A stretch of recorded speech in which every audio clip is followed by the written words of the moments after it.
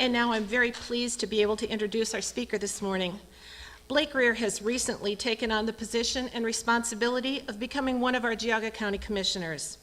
He is a lifelong resident of Geauga County and has lived in Hambden for 43 years. Blake and his wife Joyce are parents to 2 grown sons, David and Michael. And Blake graduated from West Geauga High School and attended Kent State University before serving in the U.S. Army Artillery during the Vietnam War. Blake has been a business owner, bar manufacturing, and worked in construction. He's also been a very active volunteer in our community, working with the Chardon Community Action Team, Meals on Wheels, volunteering in our schools, and coaching Little League Baseball and Lions Club football. He's a 2005 graduate of Leadership Geauga and a member of the NRA, Veterans of Foreign Wars, Geauga County Historical Society, as well as vice chair of the Geauga County Republican Party since 2008. Blake has also served on the Chardon Board of Education as well as the Auburn Career Center Board of Education. So please join me in welcoming Geauga County Commissioner Blake Rear.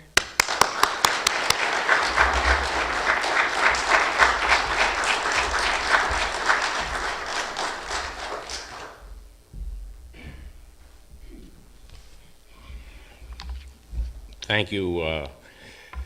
I hope I can get through this without too much emotion. I mean, after that video, it's difficult. I want to thank Nadine, Keith, Ed Kaminsky, the trustees of Hambden, and thank all of you for coming.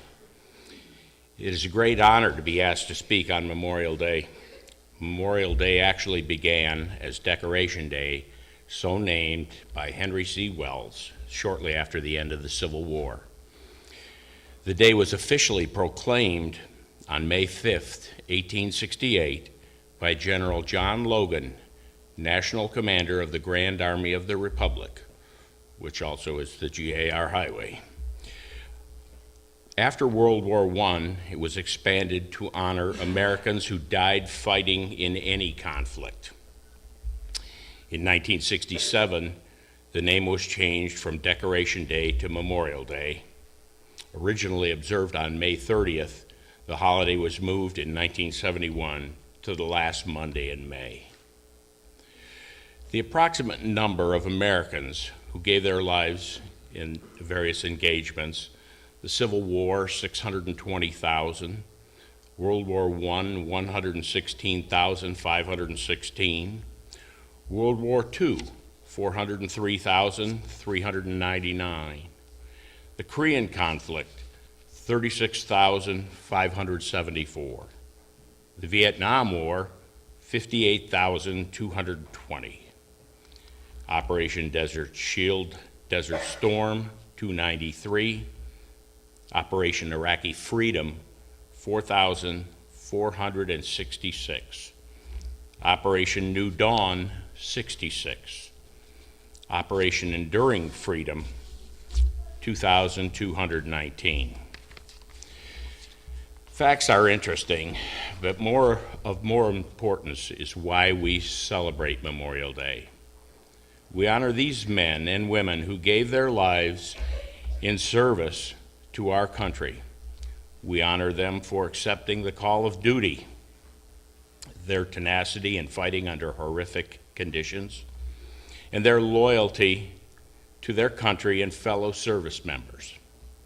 Most importantly, we honor these men and women because they went into service knowing they might be called upon to make the ultimate sacrifice, giving their lives in exchange for the rights and freedoms of all Americans.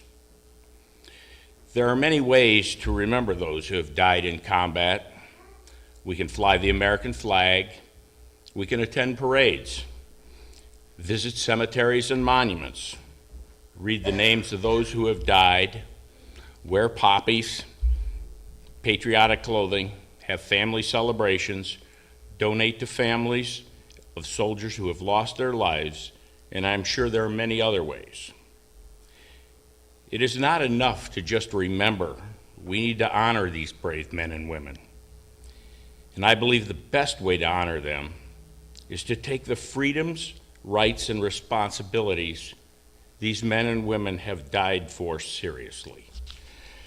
Our biggest threat does not come from foreign shores, but from the apathy of American citizens. I'm appalled that in the past election in Geauga County, less than 24% of eligible voters participated in the election. I think more people know about the contestants on American Idol than they know about the candidates running for public office. We need to become engaged in our political process, to become informed about our government, the issues, and the candidates. We need to practice our right to vote. There's truth in the expression, use it or lose it. We need to ensure that these men and women did not die in vain. Listed on the Vietnam War Monument on Chardon Square are 14 people from Geauga County who died in the conflict I was involved in. Of those 14, I knew 3 personally. One of the names is David Toth. Shortly after graduating high school, we volunteered for the draft and went through basic training together. And in the way that is the Army, he ended up in the infantry and I in artillery. The day before I shipped out to Vietnam, I learned that David Toth died in combat. Over the years, I have often wondered why him and not me. We both fought for our country. He gave his life, I came home. In fact, the guilt I felt prevented me from even visiting his gravesite for 40 years. On Veterans Day 2007, I stood by that grave and I asked myself, what have I done to further the cause he died for? What can I do? I'm asking you to join me in honoring David and all who gave their lives by actively participating in the cause they died for, our freedom and the American way of life. Thank you very much.